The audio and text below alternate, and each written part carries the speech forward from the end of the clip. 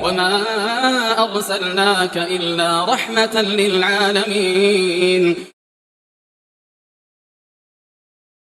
Bismillahirrahmanirrahim. Assalamualaikum warahmatullahi wabarakatuh.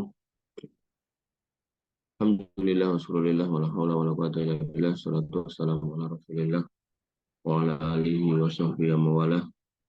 Qanifitin azan ya Allah wa iyyakum. Alhamdulillah, bersyukur kepada Allah Subhanahu wa taala yang masih memberikan nikmat kepada kita sehingga kita bisa melaksanakan sholat subuh. Lalu kemudian dilanjutkan dengan melanjutkan materi kita, yaitu materi fikih Syafi'iyah dengan menggunakan kitab Matan Abu Syuja. Kita sampai di halaman 16 dari 80 halaman. Ya, kita sampai di pasal ma tukhaliful mar'atu fihi rajul. Apa yang menjadikan beda salatnya perempuan dan laki-laki. Bunyi pasalnya atau bunyi intinya adalah wal mar'atu tukhalifur rajul fi khamsati asya. Salatnya perempuan berbeda dengan laki-laki dalam 5 hal. Warrajul yukhafi mirfaqaihi an janbaihi. Seorang laki-laki menjauhkan sikutnya dari lambungnya. Jadi sholat itu dibuka, sikut jauh dari lambung perut, Pak. Kemudian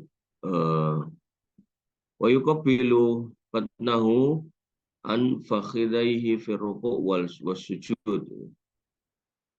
Menjauhkan perutnya kedua pahanya. Jadi nggak boleh terlalu terlalu pendek, terlalu nekuk gitu sehingga sikutnya kena perut, perutnya kena paha. Jadi benar-benar agak memanjang ini. Terus sini dikatakan lagi wa yajharu fi maudhi'il jahr. Dan dalam sholat jahar suaranya ya keras. Tentu yang dimaksud keras di sini ya untuk imamnya ya. Makmumnya enggak. Wa idza nabahu syai'un bis shalah sabbaha. Ketika imamnya ada kesalahan, maka makmum laki-laki bertasbih subhanallah. Wa auratul rajul, dan auratnya laki-laki dalam sholat, tentu kalau dalam sholat ya dalam keseharian juga sama, bisa dianggap sama. Ma baina sartihi, yaitu antara udelnya dan lututnya. Jadi aurat laki-laki itu antara pusar sampai lutut. Artinya kalau kamu pakai celana pendek, maka jangan di atas lutut. Atau kalau kamu pakai baju atau mau lepas baju, pastikan kain yang bawah itu nutupi pusar, minimal pusar. Intinya antara pusar sama itu. Nah, kalau misal adanya sebuah sarung, terus kamu belum sholat, misalnya kamu ke camping gitu, bajumu entah gimana ceritanya, entah kotor, entah najis pokoknya, tinggal sarung satu gitu. Dan kamu yakin sarung ini yang suci bersih gitu, maka copot semua bajumu itu, kemudian pakai sarungnya itu, tapi nariknya yang atas tuh dia pusar, bawahnya itu pastikan di bawah lutut. Tentu maksudnya di bawah lutut itu ya nggak pas posisi berdiri doang, tapi pas kamu posisi rukuk itu juga cukup gitu. Mungkin pas kamu berdiri pas di bawah lutut, pas kamu rukuk dia naik sampai paha. Ya. Maka ini yang harus dipahami ya. Sama kayak kemarin orang pakai baju gitu kan. Bajunya bagian bawahnya terlalu pendek. Pas dia rukuk atau sujud, ketarik belahan pantatnya kelihatan. Nah ini salah.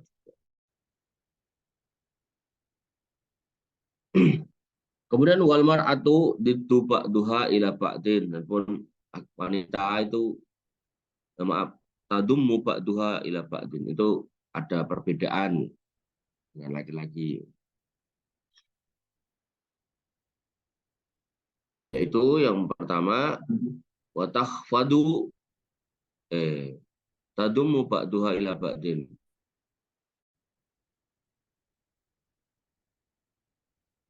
Yaitu perempuan mendekatkan sikunya.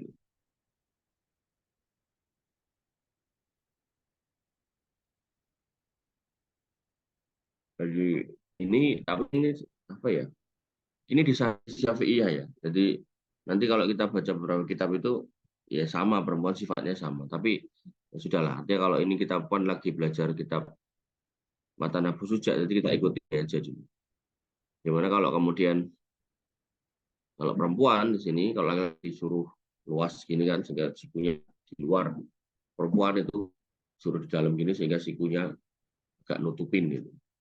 Ya sebenarnya logikanya atau hikmahnya adalah agar apa ya, area dadanya perempuan ini itu terbantu dengan agak tertutup. Tapi kan logika saya ini, apa kepentingan menutup area dada wong laki-lakinya ya di depan gitu. Paham nggak? Jadi laki-laki dan lihat ke belakang liatin perempuan laki-laki, makanya soft laki-laki itu kan yang terbaik itu dari mulai depan baru ke belakang, artinya yang paling belakang. Nah soft perempuan yang terbaik itu bagian belakang terus maju, sehingga yang paling jelek itu yang bagian depannya gitu. Nah, logika saya adalah dalam sholat perempuan ini ya nggak ada kepentingan juga untuk bagian dadanya gitu. Nah, tapi ala kulli hal kitab ini yaitu kitab Matan Abu Suja memasukkan dalam fikih Syafi'iyah yaitu sifatnya kalau laki-laki dibuka, kalau agak tutup sudah. Artinya kalau ada yang melakukan itu ya kita nggak perlu kemudian apa ya, nggak perlu kemudian menunjukkan ketidaksetujuan yang parah gitu, lebih kepada yaitulah khilafiyah dalam fikih gitu. Kemudian wa takhfadu sautaha bi khadratir rijali al ajanib, dan kemudian memelankan suara gitu kan karena adanya atau keberadaannya laki-laki ajnabiyah asing. Jadi ketika wanita mengimami sama wanita, dia suaranya keras, tapi ya jangan bengok-bengok gitu enggak ya. Kalau laki-laki memang disuruh keras banget. Tapi kalau perempuan ya bisa keras. Tapi begitu kemudian sadari keberadaan laki-laki atau kemungkinan ada laki-laki, ya maka suaranya dipelankan. Ya, ketika sama perempuan. Wa idza nabaha syai'un fi shalah so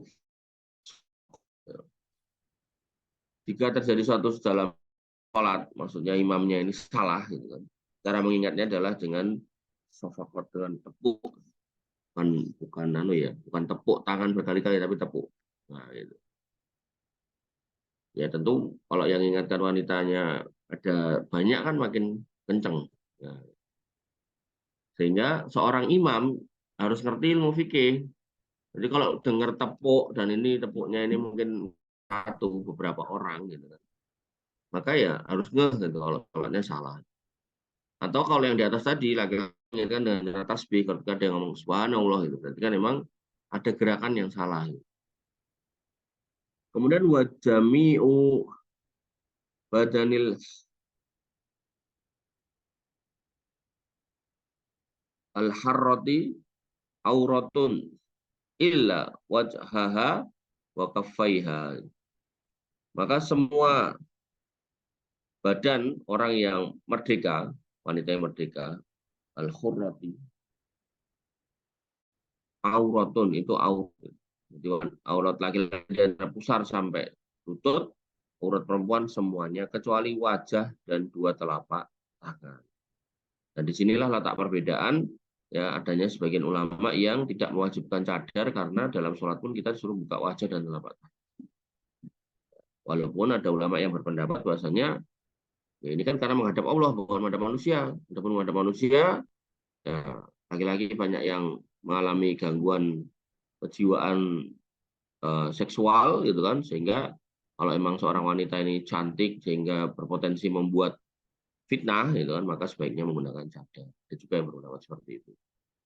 Kemudian wal amatu karijal. Adapun amah itu kebalikan dari abd. Abd itu hamba laki-laki, amah itu hamba perempuan, budak gitu kan. Maka tata caranya seperti laki-laki. Jadi walaupun perempuan tapi karena budak bukan merdeka, maka tata caranya kayak dia. Jadi berarti apa? Tangannya dibuka gitu kan. Kecuali auratnya ya, auratnya nggak mungkin ya kayak laki-laki. Masa auratnya dari perut sampai ini. Tapi lebih ke selain aurat. Wallahu taala alam. Kemudian mubtilatus shalah, hal-hal yang membatalkan salat. Pasalnya walladzi yubtilu shalah ahadu asyara sayan, yang membatalkan salat ada 11. Satu al kalamul abd, amdu al amdi, al apa? Al kalamu al amdu, yaitu ngomong dengan sengaja, wal amalu kasir, bergerak dengan banyak. Di sini nggak disebutkan jumlahnya berapa. Tapi kalau udah banyak gerak, gitu kan, maka berpotensi membatalkan sholat. Kemudian wal hadas, dia berhadas, gitu kan. Hadas kecil maupun besar, kentut, dud, gitu. Hadas berarti kan harus wudu. Kentut kok kemudian, maaf, ada yang keluar, gitu kan. Entah depan, entah belakang, ya berarti harus cebok. Gitu. Gak cuma wudu doang, kentut ada yang keluar, wudu doang. Nah, dia harus cebok. Gitu. Oh ternyata kena celananya, ya celananya copot, bersihin gitu loh ya. Jadi hadasnya disingkirkan. Gitu. Atau dia nggak ngentut dan nggak ada yang keluar, tapi pas dia rukuk, dia sadari kainnya itu ada kotoran kencing. Gitu. Nah, maka ya harus dibersihkan. Batalkan sholatnya, bersihkan, itu nggak perlu wudhu lagi, nah, baru sholat lagi. Ya, jadi hadasnya di mana nih? Hadasnya di pakaian, maka bersihkan pakaian. Tok, nggak usah wudhu lagi. Tapi kalau hadasnya di dalam artian hadasnya terjadi di badan kita, yaitu kentut, kencing, atau BAB, atau kentut sambil agak ceret gitu. Kan ada atau kayak gitu tuh, orang diare atau apa gitu. Kentutnya buantar terus ada yang keluar gitu. Maka ya cebok gitu. Dilihat celananya tembus enggak, itu dibersihkan gitu. Kemudian wahudusun najasah, dan adanya najis tadi sudah singgung. Kemudian wal ingki syafu al aurah, kebiak gitu. Kebiak ya bu bahasa itu. Jadi terbuka aurat ya, tersingkap. Nah, singkap. Contohnya tadi itu kekecilan bajunya pas sujud itu kebuka pantatnya, itu batal sholat. Kemudian wataghyiru niyah, niatnya berubah. Gitu. Niatnya sholat apa namanya? Subuh, tiba-tiba di tengah jalan berubah niatnya jadi sholat, karena ingat sholat isya belum sholat gitu kan. Maka kalau rokaatnya sama sih nggak apa-apa ya. Jadi misal duhur ke asar, asar ke duhur itu nggak apa-apa. Tapi kalau udah beda jumlah rokaatnya kan nggak bisa. Atau berubah niatnya, misal awalnya niatnya sholat, terus jadi niatnya pengen canda sama temennya. Gitu. Niatnya berangkatnya pengen sholat, sampai sana, sampai tempat masjid, sampai masjid, ketemu temennya. Gitu. Niatnya berubah, tidak untuk sholat, tapi untuk bertemu temennya atau koleganya. Kemudian wa baru al kiblah, menghadap kiblat gitu. Maka ini juga membatalkan sholat. Maaf, baru membelakangi. Kalau menghadap itu istiqbal. Jadi membelakangi. Harusnya dia menghadap barat, misal kalau orang Indonesia. Kok ini menghadap timur? Tapi sebenarnya dia awalnya nggak tahu. Gitu. Kemudian dia ngasih tahu, Habibie sholatnya salah nih. Gitu. Dibisikin gitu kan. Ya orang yang sholat bisa langsung balik. Gitu. Nggak apa-apa. Tapi kalau sengaja menghadap selain kiblat, maka ya sholatnya nggak sah. Batal itu berarti nggak sah ya sholatnya. Kemudian wal akal, makan. Ya. Jadi baru nyendok bakso gitu kan, komat. Ya. Ikut sholat sambil ngunyah bakso, batal. Wasur, minum juga batal.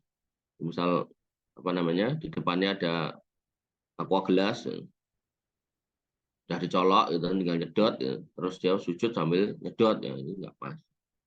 Nah, wal kohatu ngakak gitu. Gitu. Kan ada orang-orang pakai peci songkok panjang banget gitu kan. Awalnya sholatnya nunduk, begitu lihat imamnya pakai peci panjang banget ngakak-ngakak gitu. Nah, ini nggak sah sholat. Kemudian warid itu murtad. Nah, ini juga nggak sah. Kemudian rokaatil faraid, rokaat sholat fardu. Asalnya adalah rokaatil faraid sab'atu asyar rokaatan. Itu ada 17 rokaat. Zuhur 2, maghrib 3, kok zuhur 2, subuh 2, zuhur 4, asar 4, maghrib 3, isya 4. Total ini semuanya 17. Nah, di sini dijelaskan yaitu bisolah, maaf, yang atas ya. Fiha arba'u wa salasuna sajdatan. Di dalamnya ada 34 sujud wa arba'u wa tis'una takbiratan, dan di dalamnya ada 94 takbir. Nanti kamu hitung sendiri ya.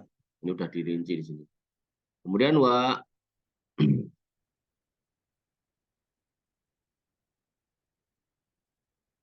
tis'u tasahudat, 9 tasahud, wa asyara taslimat, 10 salam, wa bi'ata wasalasu wasalasun wa khamsuna tasbihatan, 153. Bacanya ini 100 baru 50 terus 3 tasbih.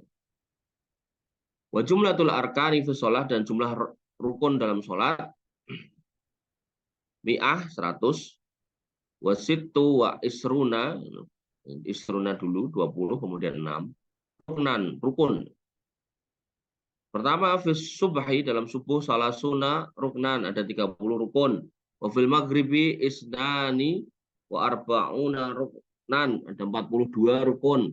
Wa fir rubaiyati rubaiyah itu yang 4-4 itu.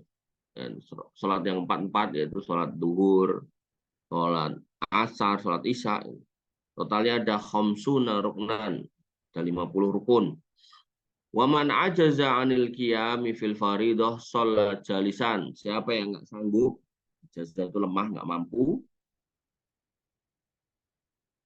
untuk berdiri pada saat sholat wajib, silakan duduk.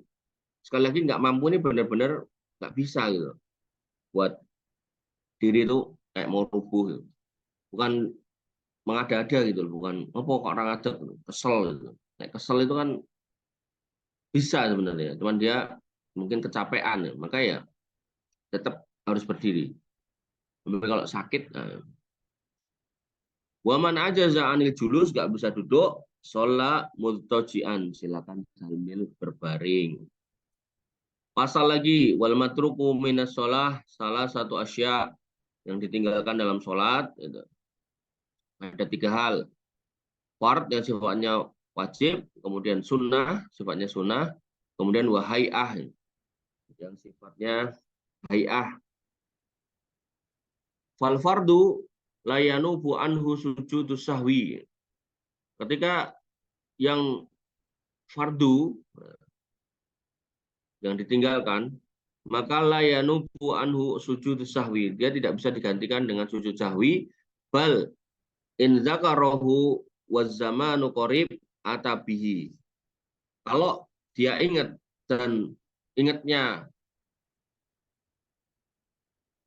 sebentar, artinya bukan sudah lewat lama sholatnya, maka atabihi, dia nambahin. Wabana alaihi, dan dia dirikan yang ketinggalan, yang kurang tadi, wasajada lisahwi, baru kemudian ditambahi dengan sujud sahwi. Contoh misalnya. Yang susah itu kadang ngasih contoh kalau kita tidak. Sholatnya 4 rakaat. Nah, tapi kemudian yang dikerjakan cuma 3 atau 2. mungkin karena capek tadi itu, kerjakan segitu, terus begitu udah selesai ada yang ingatkan, ini pernah terjadi sama Rasulullah SAW. Kemudian ada yang sahabat bertanya, ya Rasul apakah sholatnya dijamak? Gitu. Mohon maaf ya Rasul, kok sholatnya tadi cuma 2 rakaat. Kemudian Rasul langsung balik, gitu. Mengimami lagi, ini konteksnya emang jamaah ya, menambahkan 2 gitu. Jadi sholat yang pertama udah salam, itu sholat asar kalau nggak salah itu. Kemudian kurang 2, kemudian diingatkan oleh sahabat, kemudian Nabi balik lagi untuk nambah 2. Nah setelah tambah 2 itu kemudian sujud sahwi setelahnya. Gitu ya. Jadi ini nggak bisa kemudian langsung sujud sahwi, tapi harus ditambahi kurangnya. Maka ini disebut apa namanya, tertinggal tapi konteksnya fardu yang harus kemudian diganti. Gitu. Bahasanya adalah wabana alaihi, dan harus ditegakkan kekurangannya ini. Wasunnah, nah, kalau yang ditinggalkan adalah sunnah, la ya'udu ilaiha ba'da talabbusi bil fard, maka tidak perlu kembali lagi apabila telah melakukan yang fard. Lakinnahu yasjudu lisahwi anha, tapi dia bisa sujud sahwi setelahnya. Ini contohnya apa? Contohnya misal seorang lupa tasawuf awal. Nah, kalau di kitab ini kan tasawuf awal masuk dalam kategori sunnah, gitu kan, bukan wajib, gitu kan. Maka orang lupa nih tasawuf awal, gitu. Maka dia ingat kalau oh tadi aku nggak tasawuf ya, gitu. Langsung ngadeg, gitu kan. Maka dia nggak perlu kemudian ngulangi yang udah kelewat, karena rakaatnya udah genep nih 3 kan. Nah begitu dia kemudian mau salam, dia sujud sahwi dulu. Nah, jadi ini udah mulai sambil nyinggung-nyinggung sujud sahwi ya. Wal hay'ah la ya'udu ilaiha ba'da tarkiha wa la yasjudu lisahwi anha. Kemudian yang sifatnya bai'ah, hay'ah bukan bai'ah. Maka dia nggak perlu ngulangi dan juga nggak perlu sujud sahwi. Contohnya apa? Termasuk disunahkan di dalam kitab apa namanya? Ini kitab Matan Abu Suja ini, yaitu kunut, kunut subuh. Kunut subuh menurut Imam Abu Suja itu bagian dari yang disunahkan, bukan rukun, gitu kan. Sehingga kalau ya kan, kalau imamnya nggak kunut, berarti kan orang yang punya keyakinan kunut kan nggak melawan kunut, maka ya nggak perlu sujud sahwi, gitu. Juga nggak perlu ngulangi, gitu. Gitu ya. Jadi jangan sampai kemudian gara-gara cuman nggak kunut terus nggak mau makmuman sama orang yang nggak kunut, atau sebaliknya gara-gara kita meyakini nggak perlu kunut terus kita nggak mau makmuman sama imam yang berkunut. Nah ini nggak boleh. Atau saya meyakini pentingnya kunut, imamnya nggak kunut, maka imamnya salam terus saya sujud sahwi, ya ini nggak benar. Nah, itu masuk di bagian yang ketiga ini. Gitu. Oke, jadi semoga kalian paham. Nanti yang ngantuk saya tembak ini, saya tak maukan tembakan biar melek. Ini penting loh. Ini sholat ini terkait dengan masing-masing kita ya. Jadi ini bukan terkait dengan saya atau temanmu, tapi kamu sendiri, kita sendiri gitu. Nah ini kita ngomong sujud sahwi.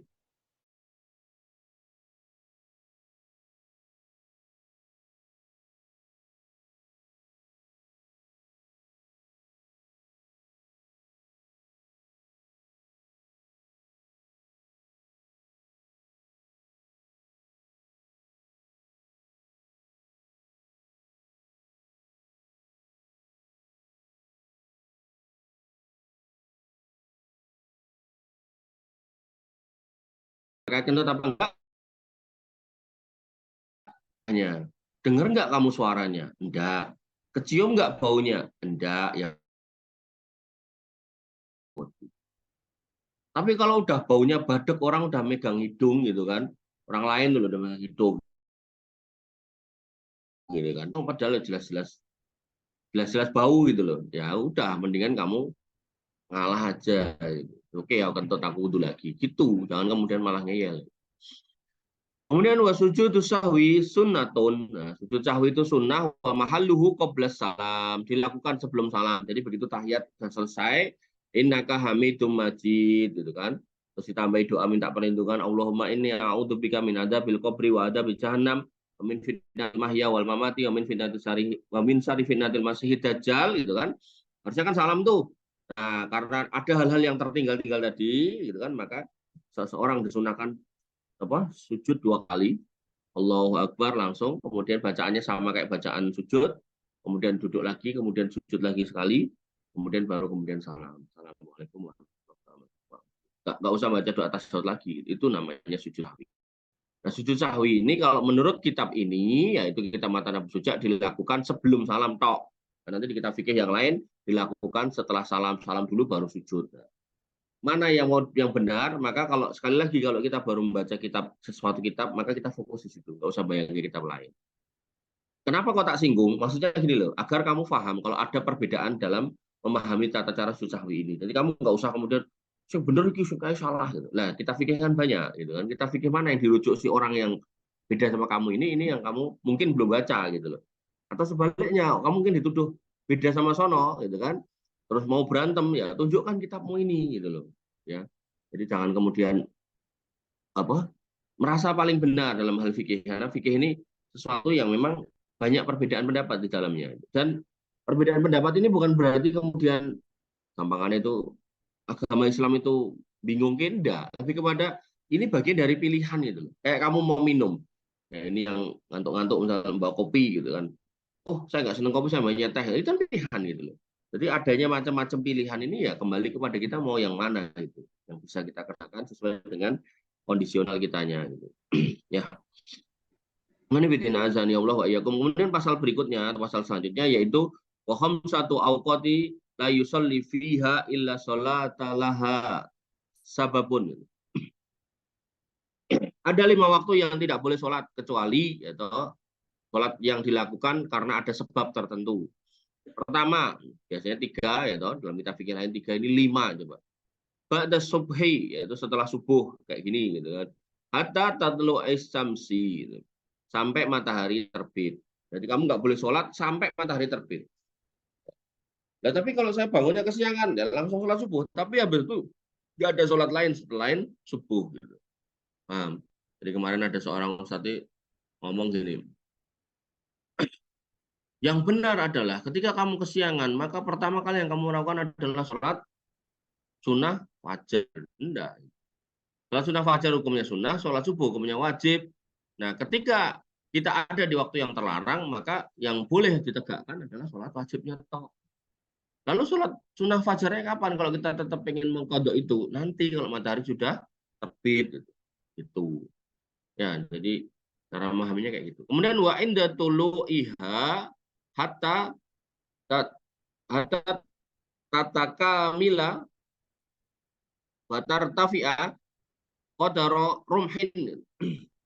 Yaitu ketika matahari terbit gitu, sampai sempurna dan naik setinggi 1 tombak. Maksudnya gini, matahari itu ada proses mau terbitnya gitu. Jadi sedikit gitu. Kemudian akhirnya singkat cerita sampai kelihatan matahari buder gitu. Nah, budernya pun ini itu ketika kita tancapkan sesuatu tongkat, panjang tongkatnya dan bayangannya sama. Jadi proses terbit sampai tongkat bayangan tongkat ini sama dengan aslinya. Nah, ini juga masih dalam waktu yang dilarang. Jadi sejak setelah subuh sampai bayangannya ya, sampai tongkatnya ini panjang bayangannya sama. Itulah. Itu sudah dihitung 2. Kemudian wa idza istawat ala tuzul ala tazuli hatta tazula, maaf. Wa idza istawat hatta tazula, yaitu ketika mataharinya sempurna ke atas gitu kan, buder gitu. Hatta tazula sampai eh, sampai tergelincir, sampai nggak pas lurus gitu, jadi geser gitu.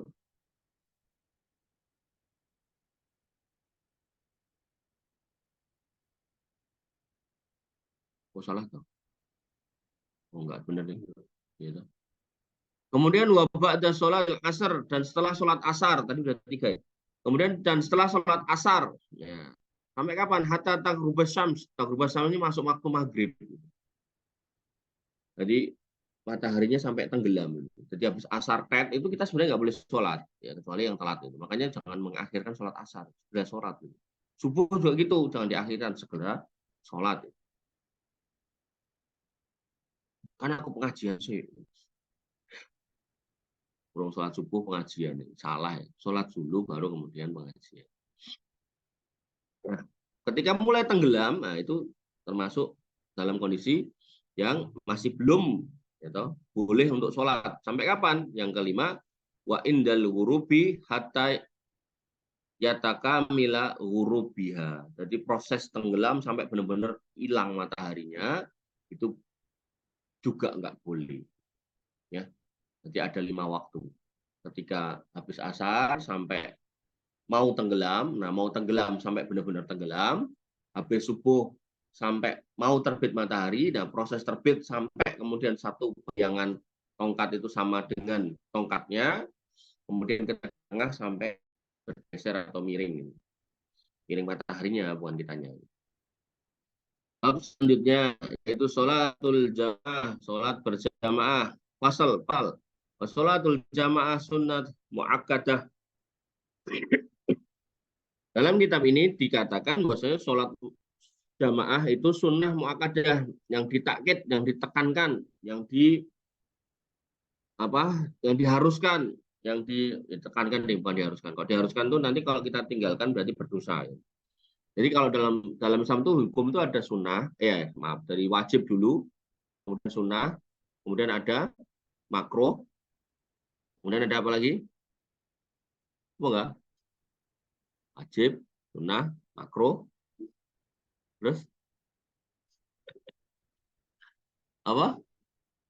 Halal, haram, ada 5. Nah, artinya apa? Ada mubah, wajib, sunnah, makruh, mubah. Itu lagi apa? Nah, jadi ketika sholat jamaah dikatakan sunnah muakkadah berarti bukan wajib, tapi ditekankan banget.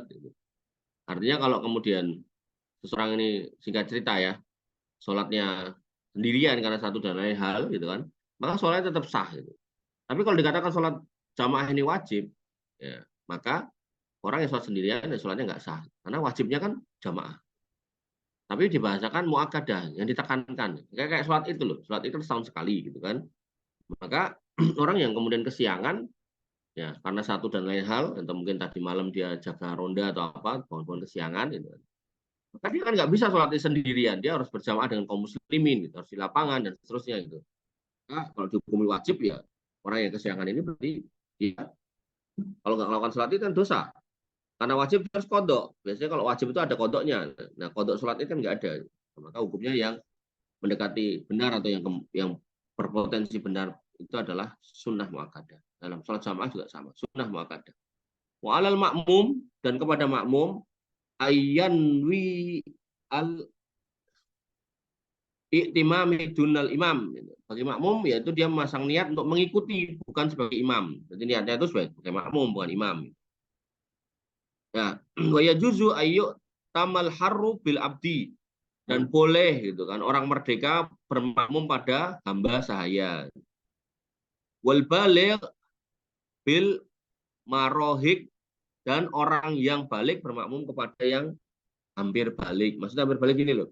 Anak kecil itu bisa ngimami orang balik dengan catatan. Gitu. Anak kecil ini ngerti hukum-hukum sholat. Bacaannya ya baik dan benar. Walaupun belum balik. Anggaplah misal balik itu laki-laki kan, imam kan laki-laki. Misal umur 13 gitu kan.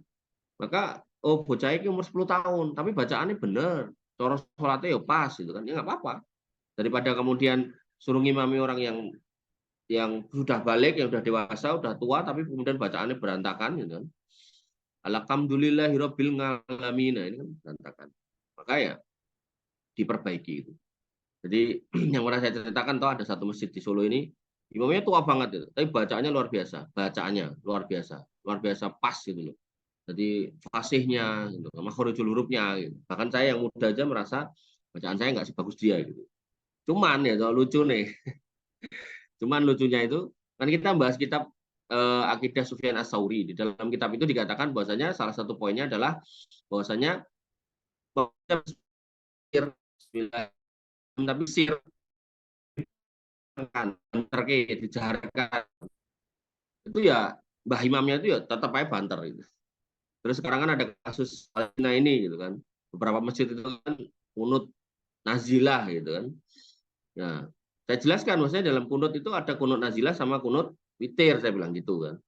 Nah, ketika konteksnya adalah sholat selain sholat witir dan sholat subuh, maka kunutnya adalah kunut nazilah. Tapi kalau di sholat witir atau sholat subuh itu masih memungkinkan untuk kunut witir yang Allahumma hdina fiman hadai dan seterusnya. Itu udah tak jelasin tuh. Artinya kalau kita sholat maghrib dan sholat isya, kunutnya harusnya bukan Allahumma hdina fiman hadait dan seterusnya, karena itu hanya ada di witir dan subuh gitu. Harusnya ya kita kunutnya ya kunut nazilah, Allahumma ansur ikhwanana al-muslimin al-mustadafina fi Filistin, misal gitu kalau konteksnya Filistin. Allahumma aizal Islam wal muslimin dan seterusnya. Harusnya itu gitu. Sampaikan tuh dikaji. Tapi mbahnya itu ya tetap aja kunutnya cuma kunut subuh dok. Allahumma hdina fiman hadait wa afina fiman afait wa tawallana fiman tawallait wa barik lana fima atait wa qina bi rahmatika syarra ma qadait wa innaka taqdi wa la yuqda alaik wa innahu la ya'izzu man adait wa la yulait tabarak rabbana wa ta'ala. Kemudian Allahu akbar. Jadi ya itulah problem orang tua tuh gitu. Ya kadang bacaannya kurang pas makhrijul hurufnya, kurang dikasih masukan susah berubah gitu. Ya makanya harus sabar aja ngadepin orang-orang tua. Jadi saya tuh sampai bingung gitu. Udah ngangkat tangan gini lah, kok dia kunut subuh tapi di waktu maghrib sama isya gitu. Enggak pas itu, enggak bener itu.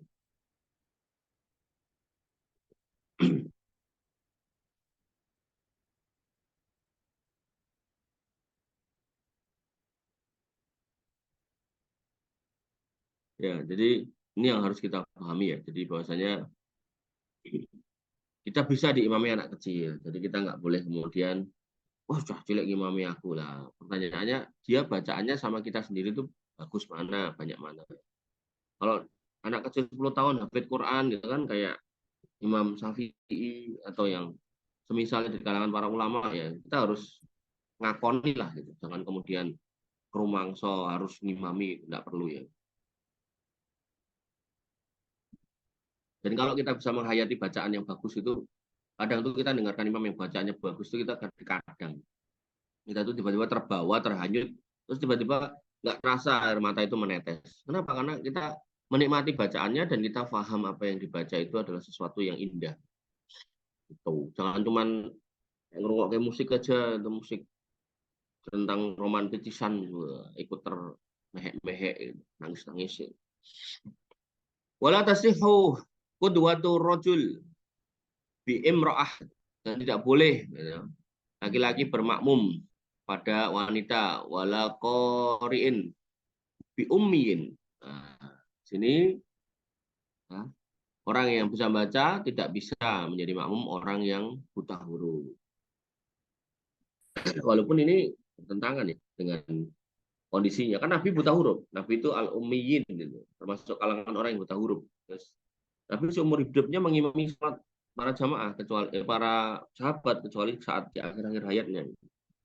Jadi ini sebenarnya dalam beberapa poin ini jelas-jelas bertentangan dengan realita, dengan dalil gitu. Tapi ya sudah kita pahami dulu seperti ini ya. Artinya kalau memang ada pilihan orang yang gampangannya lah, ada orang yang sekolah dengan orang yang nggak sekolah gitu. Walaupun sekolahnya nyantri ya, pesantren ya, itu masih mending diimami oleh orang yang sekolah, ya. Bisa baca tulis. Ya. Sehingga kamu kalau nanti di kampung ya kan, kemudian mengajari membawahi atau mengelola masjid, menjaga masjid, ya maka diterapkanlah ini hukum-hukum ini. Wa ayyu maudu'in shalla fil masjid bi sholatil imam fihi. Gitu. Dan dimanapun ya seorang itu berada di dalam masjid, maka sholatnya mengikuti imam. Bahwa alimun bi sholatih, dan imam itu faham tentang sholatnya. Sholat apa dia ngerti, jumlah rokaatnya berapa ngerti, tata caranya ngerti. Jangan sampai habis alhamdulillah habis baca surat kok sujud, itu berarti dia nggak paham itu. Artinya gini loh, kalau ada orang baru masuk Islam, dia belum belajar hukum-hukum sholat, jangan disuruh ngimami. Ya, monggo jenengan mawon, jenengan kan udah dapat hidayah. Hidayah dia terkait dengan dari Kristen masuk Islam. Untuk kemudian dia sampai pada posisi mengimami sholat, dia harus belajar fikih-fikih tentang sholat. Dan ini juga berlaku buat kita orang Islam. Gitu. Jangan sampai kemudian belum paham, kemudian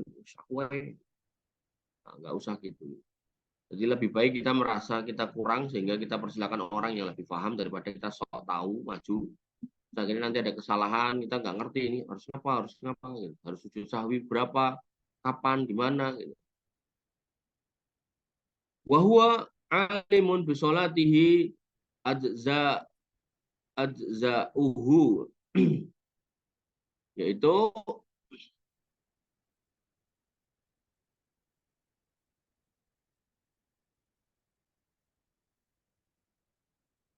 walam yataqaddam alaihi, dan dia paham tentang sholat itu, maka ya sholatnya sah dan tidak boleh mendahuluinya. Wa huwa alimun bi sholatihi, umumnya ini paham tentang sholatnya, ajza'uhu, kemudian dia dapat pahala dari situ karena ikuti imam gitu. Malam selama ya taqaddam alaihi, selama orang diisi imam gitu. Imamnya belum sujud, kamu udah sujud duluan, ya nggak pas gitu. Wa in sholat fil masjid, kalau sholat masjid, wal makmumu kharijal masjid qoriban minhu, dan makmumnya ada di luar masjid tapi cuma dekat, wa huwa alimun bi sholatih, dan dia ngerti sholat depan-depannya itu seperti apa. Kemana ada yang nanya ya, kalau nggak kelihatan tuh kelihatan makmumnya gimana, imamnya gimana gitu. Wala hailun hunaka jazun. Nah, di sini dikatakan saja maka itu jazun, boleh gitu.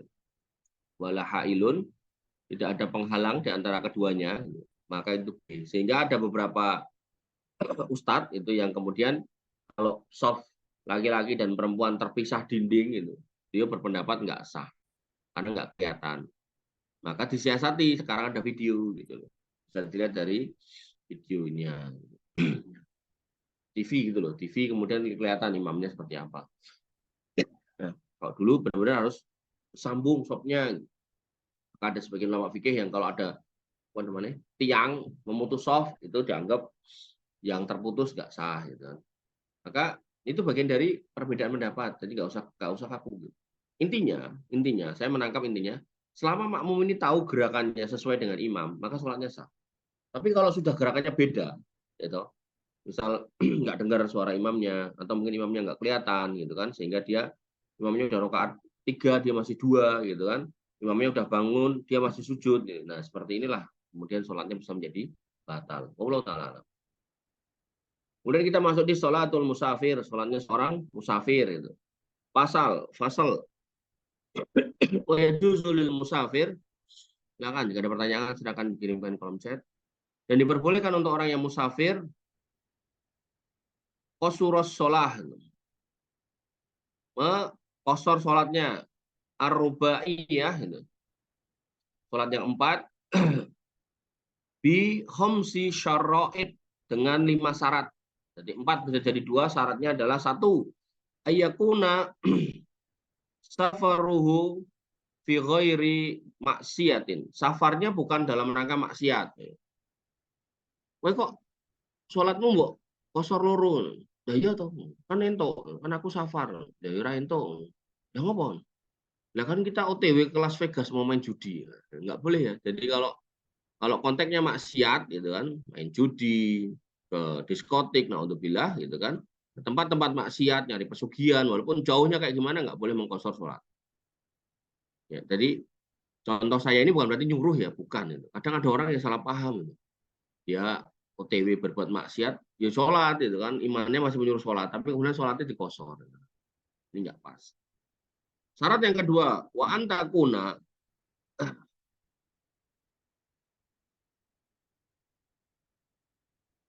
masafatuhu sittatu asyara farsakhon, dan jaraknya itu adalah 16 farsah. Nah, ini 31, kita lihat satu farsah itu berapa? Satu farsah itu 4.800 meter, sehingga 16 farsah itu sekitar 76 kilometer. Ya, ada ulama yang menggenapkan jadi 80 kilometer. Sekitar itu. Kurang dari itu nggak boleh mengkosor.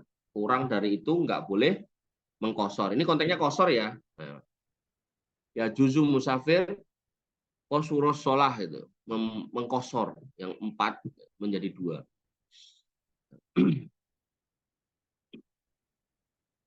Berarti kalau musafirnya kurang dari 80 kilometer, boleh nggak menjamak? Mas Angga, jamak boleh. Ya, jadi kosor itu hanya terkait dengan safar, paham? Jamak itu bukan cuma terkait dengan safar, bisa karena hal-hal yang lain. Termasuk misal contohnya hujan. Nah, termasuk sunnah ketika terjadi hujan bisa dijamak, tapi nggak boleh dikosor karena kosor khusus untuk safar. Nah, dalam hal safar dipersyaratkan yang kedua yaitu 16 farsah. 16 farsah kira-kira sekitar 80 kilometer.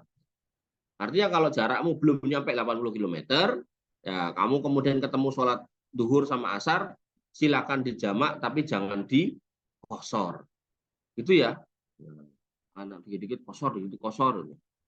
Ya gitu yang dikosor sholat maghrib lagi. Ini yang berlaku di kosor cuman sholat 4 rakaat. Maghrib sama subuh nggak bisa dikosor. 3 ya tetap 3, 2 ya tetap 2. Oke, kemudian wa ayyakuna muaddiyan lisolati ar-rubaiyah gitu.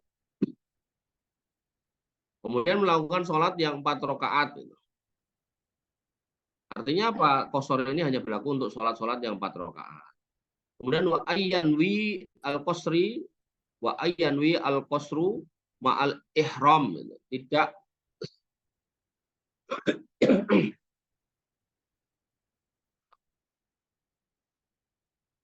wa ayyanwi al-qasri ma'al ihram. Jadi niat kosornya itu dilakukan ketika sejak takbiratul ihram, bukan di tengah-tengahnya. Jadi pas tengah ini kamu niatnya awalnya udah 4 nih, terus tiba-tiba kamu ingat, aku kan safar. Dalam sholat nih kamu ingat itu, aku kan safar.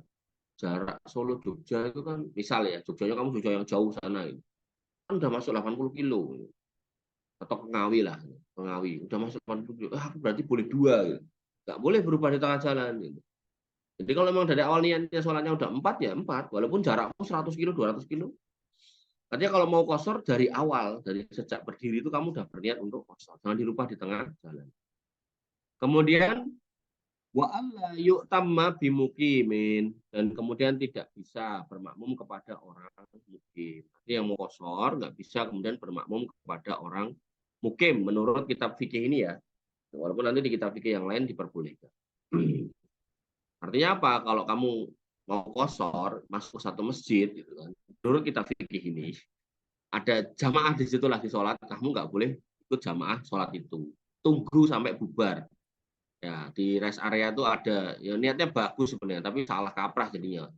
Jadi masjidnya ada sholat jamaah, kemudian dibikin kotak itu terus ditulisi tempat buat yang mau jamak kosor dan sholat sunnah. Akhirnya apa? Imam depannya ini makmuman baca surat keras, yang di belakang ini ya makmuman baca surat keras. Jadi kayak saingan ini, ya, ini nggak benar ya. Harusnya kalau kemudian kita masuk ke masjid dan kita pakai fikih ini nggak mau bermakmum kepada yang mukim, ya harusnya kita di sholat kosornya itu nunggu yang sholat fardu, yang mukim ini, sholat 5 waktu, selesai dulu. Ya, jangan kemudian mendirikan sholat. Jadi di masjid itu nggak boleh ada 2 imam yang saling memimpin sholat, gitu. Banter-banteran itu apalagi nggak boleh. Waya juzu lil musafir, dan diperbolehkan untuk musafir ayat jemaah baina duhri wal asar, mengumpulkan antara duhur dan asar, menjamaknya.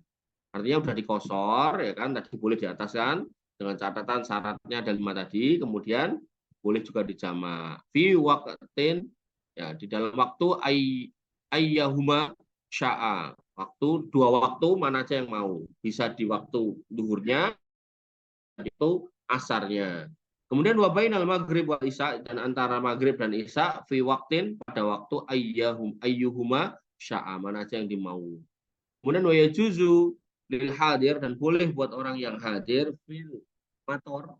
Jadi ada pada saat hujan ayat jemaah bainahuma, menjamak 2 sholat, yaitu tadi duhur dan asar, maghrib dan isya, fi waktil ula minhuma, yaitu pada waktu yang awalnya.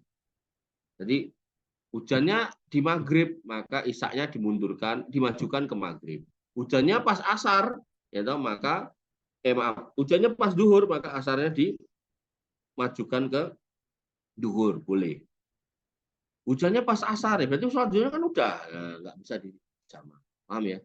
Jadi hujan di awal waktu bisa membuat atau membolehkan sholat yang akhir dimajukan. Akan dipraktekkan, jadi di kampung nanti pas hujan itu, kita jamak, nggak apa-apa. Tapi nggak boleh di kosor. Nah, kita masuk di sholatul Jum'ah, sholat Jum'ah. Pasal. Wasoro itu wujubil Jum'ah sab'atu asya. Syarat wajibnya sholat Jum'ah ada 7. Al-Islam, harus orang Islam yang Jumatan. Wal bulugh, balik. Kemudian wal akal, dan dia harus punya akal, artinya nggak gila. Kemudian wal huriyah, harus orang merdeka, bukan budak.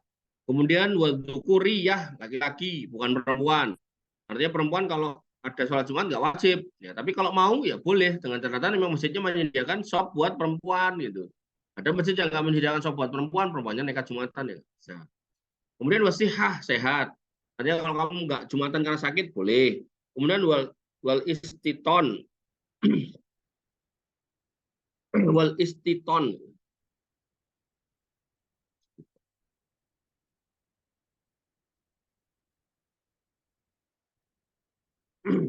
Artinya ini ada orangnya menetap, jadi tidak sedang safar gitu loh, maksudnya. Jadi nggak sedang safar, bukan musafir. Artinya apa? Musafir boleh nggak Jumatan, tapi sholat duhur. Jadi kamu kalau diajak safar lebih dari yang di atas ini, lebih dari 80 kilo, ya kamu nggak sholat Jumat, nggak apa-apa. Tapi sholat duhur, terus dijamak sama asar. Sehingga dalam kasus Jumatan tidak ditemukan satu contoh pun dijamaknya sholat Jumat dengan sholat asar. Kenapa? Karena orang kalau ngaku safar, ya dia bisa meninggalkan sholat Jumat, sehingga dia sholatnya duhur dijamak dengan asar. Paham nggak? Mudah-mudahan paham ya. Wasara itu fi'liha salasan. Wasara itu fi'luha salah satun. Syarat menjalankannya ada 3. Yakunal baladu misron au qoribah. Tempatnya bisa berupa qoribah, koryah gitu. Kota ataupun desa. Jadi Jumatannya bisa di desa, bisa di kota bisa. Wa ayyakunal adadu arba'ina min ahli Jum'ah. Yaitu orang sholat Jumat itu minimal 40 jumlahnya. Menurut kitab ini ya, nanti di kitab lain boleh, 10 boleh. Bahkan minimal ada yang berpendapat minimal 3 orang atau 4 orang bisa. Tapi kita kembali ini minimal 40. Jadi kamu kalau orangnya terlalu sedikit, ya mending cari masjid yang orangnya lebih banyak. Dan waktu bakian, dan kemudian waktunya juga cukup untuk melaksanakan sholat. Gitu. Oh, udah masuk Jumat, tapi di atas kapal gitu kan. Terus kapalnya mau sandar lagi gitu kan. Nah, sebaiknya ya sandar dulu kemudian nyari masjid.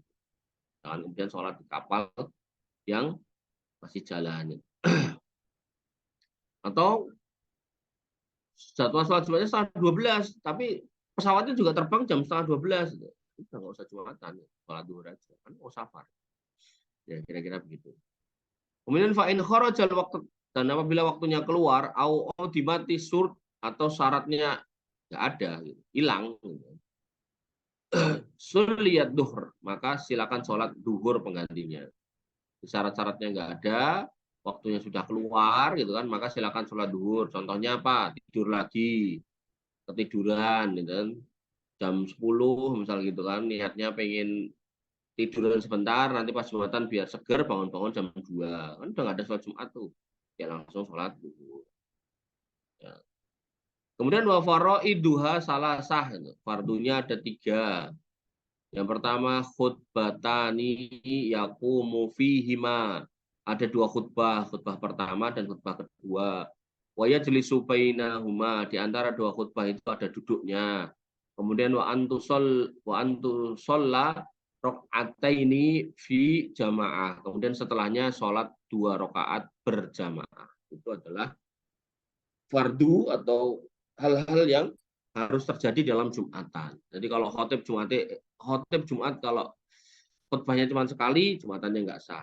Kok sholatnya bukan 2 rakaat tapi 4 rakaat kayak duhur, ya nggak sah juga. Kemudian wahai atiha arba'u khisolin. Dan hal-hal yang disunahkan ada 4. Yang pertama al-ghuslu, mandi. Berarti mandi Jumat ini sunah ya, nggak wajib ya. Artinya kalau kamu ke kantor terus Jumatan langsung di kantor gitu kan ya, itu nggak apa-apa, nggak harus kemudian mandi. Ada orang yang kantor bawa anduk terus kemudian harus mandi dulu, ya, itu juga nggak pas.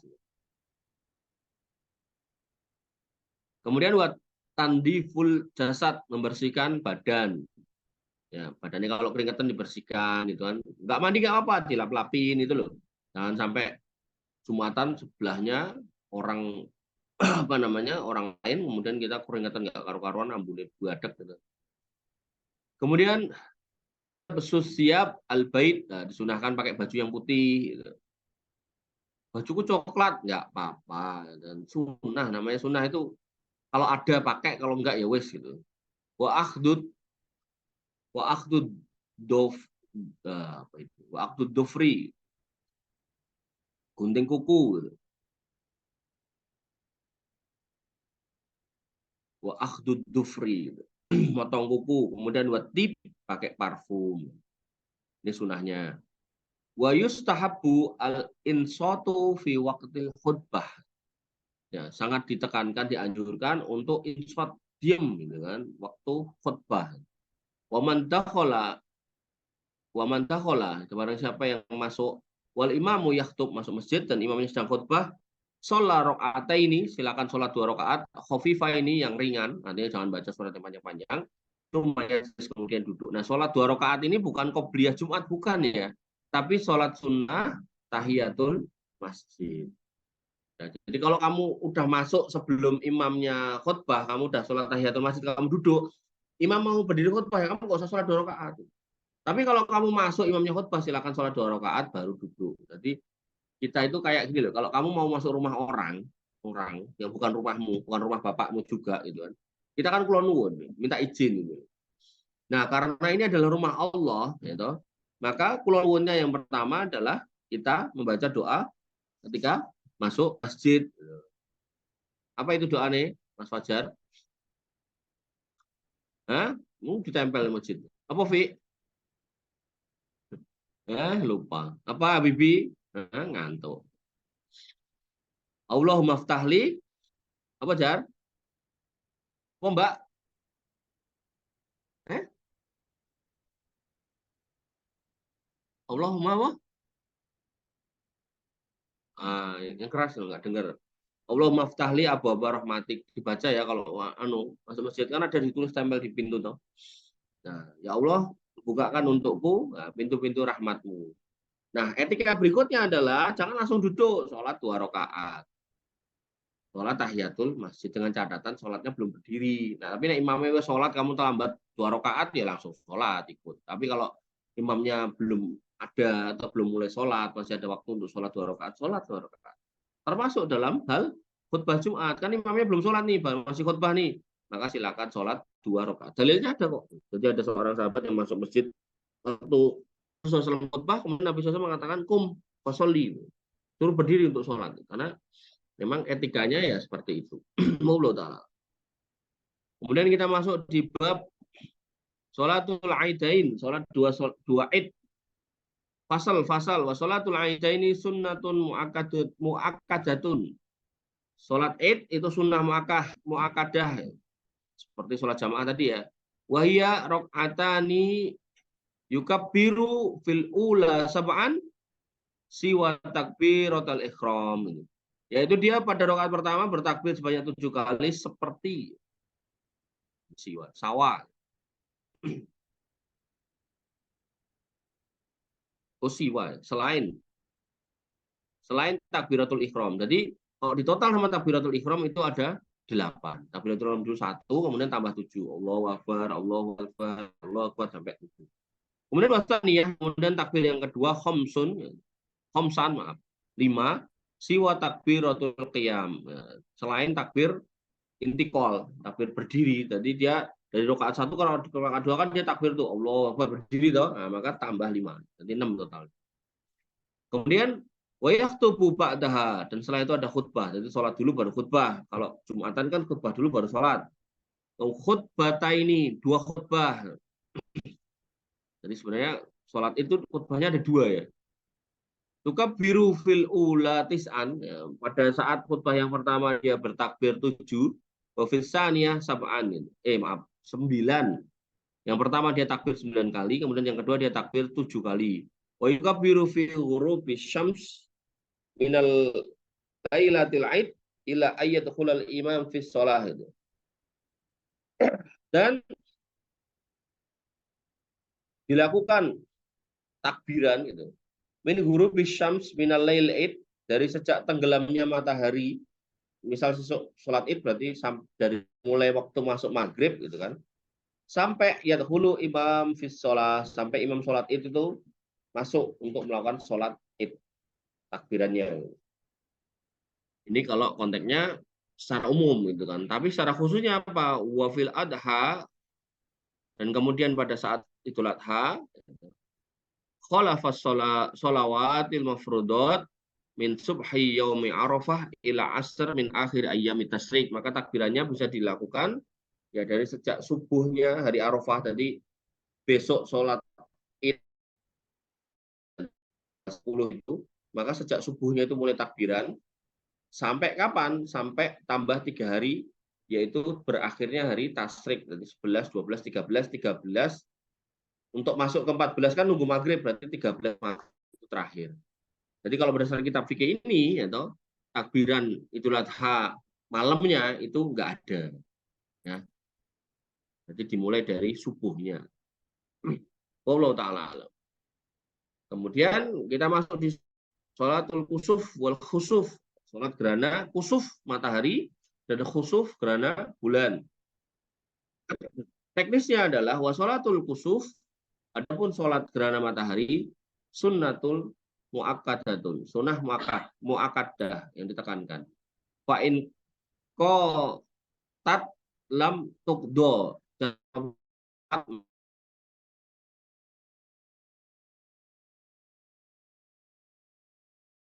sholat terus dilihat, oh ternyata tadi 2 jam yang lalu lewat, nggak perlu ada, yaitu kusuf itu untuk hari, wa khusuful qamar, apa namanya, gerhana bulan. Kemudian ini dilakukan dengan 2 rakaat. Bikulli rakaatin qiyama tilul qiraah fihima. Jadi ada 2 rakaat, tapi 1 rakaatnya ada 2 qiyam. Jadi begitu kemudian udah rukuk, ya rukuk yang pertama, dia berdiri lagi sebelum sujud gitu kan. Dia berdiri lagi, Allahu Akbar, kemudian Al-Fatihah lagi, surah lagi, kemudian rukuk, itidal, baru kemudian sujud. Sujud 2 kali, kemudian bangkit ke rakaat yang kedua. Rakaat yang kedua ini ya kayak gitu lagi, diulangi. Jadi 2 kali rukuk. Nah, rukuk yang pertama, begitu selesai, kemudian dia bukan sampai Allahu liman hamidah, tapi Allahu Akbar, berdiri lagi. Nah, bacaan qiraahnya atau bacaan ayatnya ya sepanjang mungkin. Diharapkan begitu selesai, gerhananya ya selesai. Kemudian waruku'ani yutilu at-tasbihu fihi maduna sujud. Nah, maka dalam 2 rukuk itu tasbihnya, ya bacaan rukuknya itu sebanyak mungkin. Jadi qiraahnya panjang, bacaan di tiap gerakan itu panjang atau banyak gitu kan. Kemudian setelah dilakukan sholat itu, 2 rakaat tadi itu, wayaktubu ba'daha khutbataini, dilakukan khutbah 2 kali, 2 khutbah gitu. Jadi mirip kayak Jumatan gitu. Kemudian wa yasiru fi kusufis syams wa yajharu fi kusufil qamar. Nah, ini yang dilupakan ya. Jadi kalau di dalam kitab ini untuk bacaan sholat gerhana matahari itu dengan cara sir. Tapi untuk bacaan gerhana bulan itu dengan cara jahar. Jadi kalau di kita itu kebanyakan ya mau bulan mau matahari itu kencang semua. Ya, itu adalah sholat kusuf. Kemudian sholatul istisqa. Sholat istisqa. Pasalnya wasolatul istisqa. Sholat istisqa itu sholat minta hujan.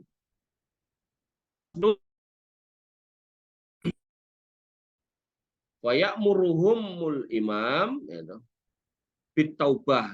Dalam sholat itu imam memerintahkan untuk taubat, wasodakoh dan sodakoh, wal khuruju minal madzalim, ya, keluar dari hal-hal yang bersifat dolim. Artinya ya imamnya menasihatkan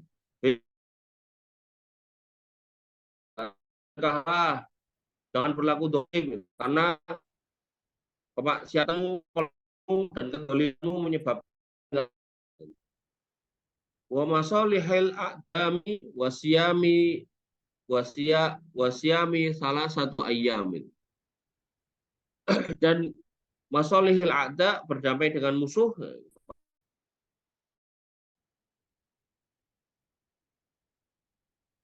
maksudnya urusan dunia ya, bukan musuh agama tapi urusan dunia. Jadi nggak usah kemudian terlalu pikirkan dunia gitu kan. Wajib salah satu ayam dan diperintahkan untuk berpuasa di hari malam di hari ini. Kemudian summa yahruju bihim fi yaumir rabi'. Nah, puasa 3 hari. Kemudian hari yang keempat keluar gitu kan, fisyabin pakaian yang itu maksudnya bukan pakaian yang jas-jasan, itu pakaiannya pakaian yang biasa-biasa gitu loh. Yang di sini diterjemahkan sebagai pakaian yang diri. Gitu. Wastikanatin pakainya yang sederhana, kemudian sambil merendahkan diri kepada Allah Subhanahu wa taala. Pakainya yang biasa-biasa aja. Wa yusalli bihi raka'ataini salatil aidaini, maka sama dengan para jemaah 2 rakaat seperti sholat Id. Summa yaktub ba'daha, jadi sholat dulu baru kemudian ba'dahuma setelah 2 rakaat tadi.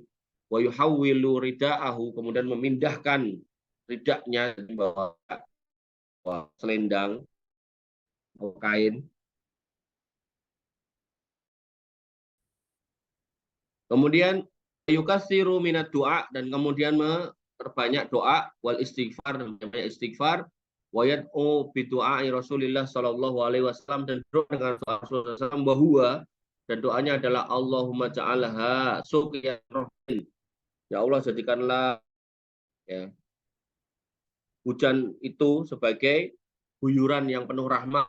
Ja'alha suqiyan adabin, jangan jadikan hujan itu sebagai guyuran yang penuh adab.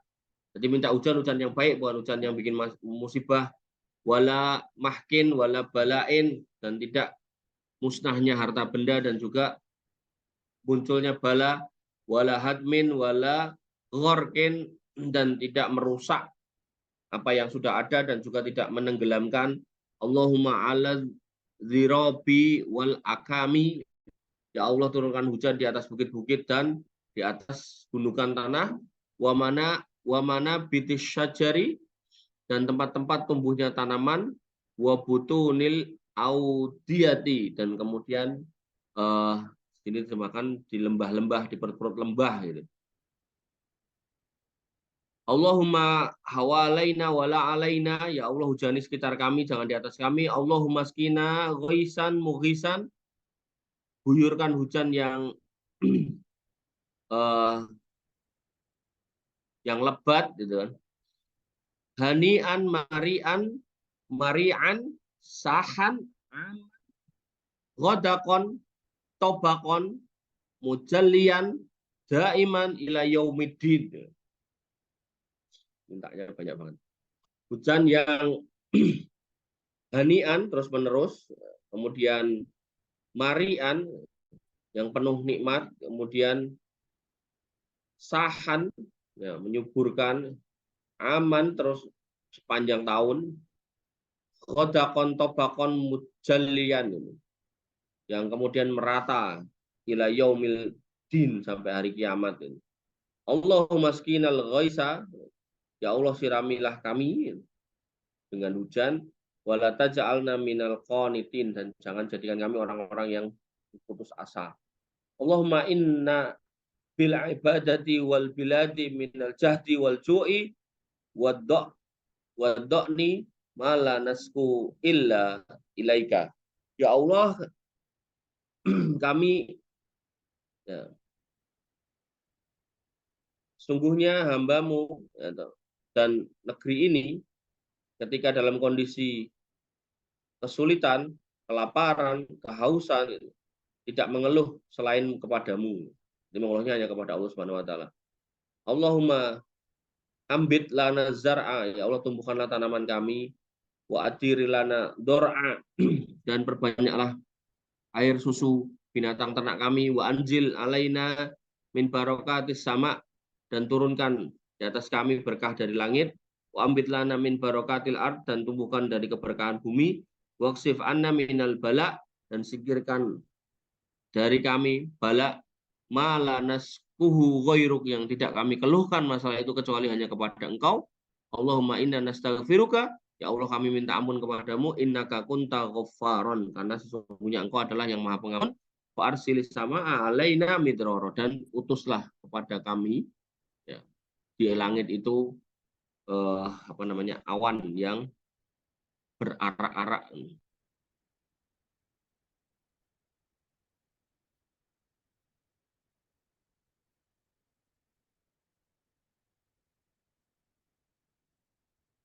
Nggak ada.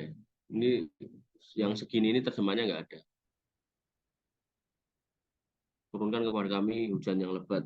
Allahumma arsil sama alaina midror, hujan yang lebat. Kemudian wa yaghtasilu fil wadi idza sala, dan apabila air mengalir di lembah hendaklah ia mandi. Ya, mandi air hujan. Wa yusabbihu lira'ti wal barak, dan demikian pula hendaklah bertasbih ketika ada ya suara guruh dan kilat, duduk subhanallah, subhanallah. Tuh, baik, ini yang bisa kita sampaikan. Insya Allah besok kita di sholat khauf, atau kita lanjutkan sekalian lah sholat khauf, biar besok kita masuk ke bab emas dan perak. Sholatul khauf, sholatul khauf ala salah satu adrubin, itu ada 3 model. Ahaduhuma ayyakunal adwa fi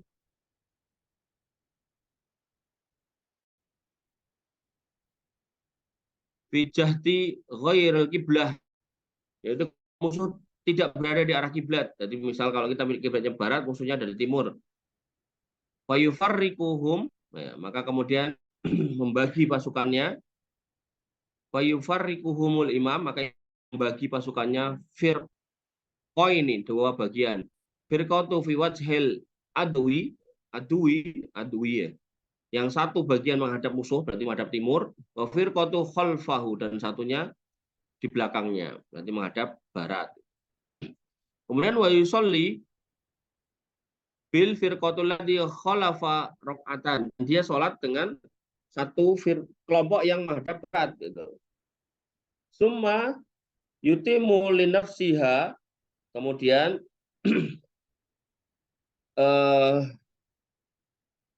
menyempurnakan masing-masing. Jadi imamnya diam, kemudian pasukan yang mengikuti tadi menyempurnakan ila wa tamdi ila adwi. Kemudian yang pasukan yang pertama yang menghadap ke barat tadi kan sudah selesai tuh. Jadi sholatnya ini dikosor juga ya, dipendekin juga gitu. Maka kemudian ketika dia sudah dapat 1 rakaat, imamnya berhenti berdiri, maka makmumnya yang belakang ini menggenapin 2. Begitu sudah selesai mereka salam, kemudian ya bukan salam. Begitu sudah mereka 2, kemudian mereka gantian madhep ke arah musuh. Nah, yang tadi madhep musuh, dia maju untuk kemudian melaksanakan sholat bersama dengan imamnya. Kemudian watam di ila wajhil adwi, ya, kemudian madhep ke arah musuhnya. Wa ta'ti at-ta'ifatul ukhra fa yusalli biha rak'atan. Kemudian kelompok yang berikutnya masuk, kemudian nafsiha wa yusallimu biha, dan kemudian menyempurnakannya dan bersalam bersama-sama. Itu model yang pertama. Kemudian model yang kedua, ayyakuna fi jahdil kiblah gitu. Ya, apabila musuhnya ada di madhep kiblat, fa yasuffuhum, maka kemudian fayasuffuhumul imam kemudian membagi menjadi sofaini, 2 sof. Wa yuhrimu bihim, dan kemudian bertakbir bersama-sama. Wa idza sajada, nah, apabila sujud sajada ma'ahu ahadu sof, maka sujud 1 sof. Wa waqafa as-soful akhir yahrisuhum, dan sof yang kedua atau sof yang terakhir itu menjaga. Fa idza rafa'a sajadu walahiku, Dan apabila kemudian soft yang depan berdiri, maka mereka bangkit dan mereka semua juga menyusul untuk sujud. Itu model yang kedua. Jadi imamnya membagi dua soft. Kalau tadi kan satu madhab barat, satu madhab timur gitu. Nah ini madhabnya barat semua karena musuhnya ada di barat gitu kan. Maka yang satu ikuti imam takbiratul ihram bareng-bareng. Nah, kemudian yang satu ikut sampai kemudian sujud, ya. Kemudian yang kedua jaga. Nah, kemudian berikutnya yang kedua ngikut sampai sujud. Kemudian yang pertama jaga. Nah, kemudian salam bareng-bareng. Kemudian wastalis yang model yang ketiga ayakuna fi siddatil khauf. Ternyata dentuman pelurunya bertebaran nggak karu-karuan. Ini sholat khauf itu sholat waktu perang ya. Dan kondisinya sangat mencekam gitu kan. Wattihamul harb, peperangannya berkecamuk. Fayusolli kaifa amkanahu, maka silakan sholat dalam kondisi seperti apa aja yang bisa. Rojilan dalam keadaan jalan boleh, aurogiban dalam keadaan nyetir ya boleh, mustaqbilal kiblati wa ghairu mustaqbilu laha. Baik madhab kiblat maupun enggak. Waduh, sambil lari. Allah. Ada, saya pernah lihat berapa video gitu. Kalau nggak salah waktu perang Suriah itu. Jadi dia sholat sambil lari. Karena kalau dia bikin soft gitu tiba-tiba bleng gitu. Tadi memang benar-benar baru hujan peluru ya. Allah taala alam, ini adalah fikih dari matan Abu Suja dari Imam Syafi'i ya, fikih Syafi'iyah yang dirangkum oleh Al Imam Abu Suja.